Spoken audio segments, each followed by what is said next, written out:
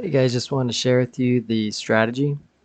Originally, it started out as a hedging strategy, actually, to go off a buy position and a sell position right from the daily open line here.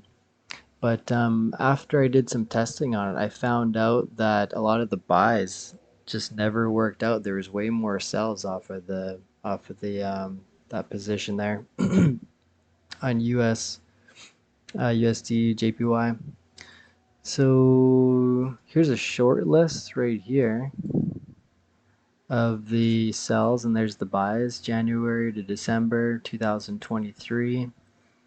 And yeah, you can just see the variation, like the sells to buys, it's crazy. And then there's the break even for sells, break even set at to break even at 1R.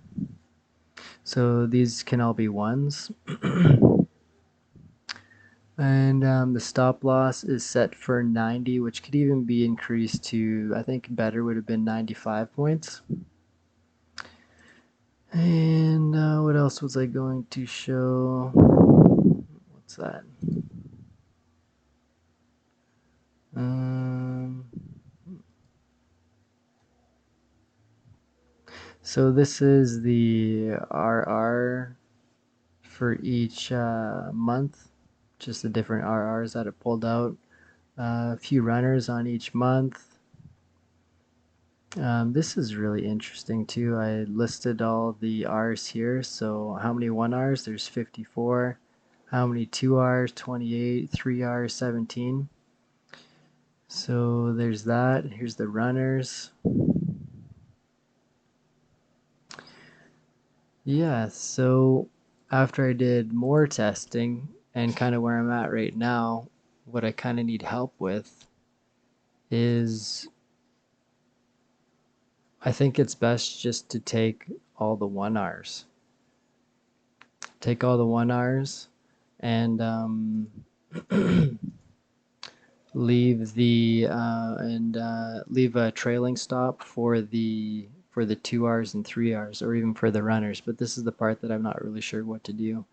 The trailing stop, I haven't done any testing with the trailing stop. So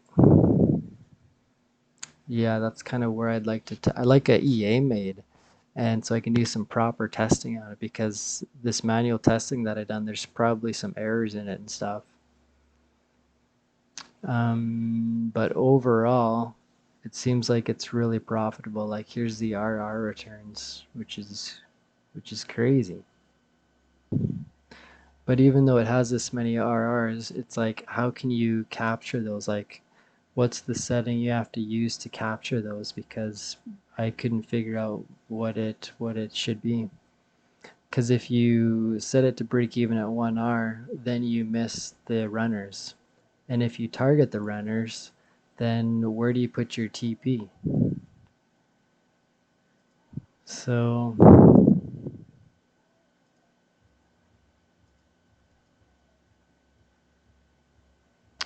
so I was thinking most of them are, 1, 2, 3Rs right here.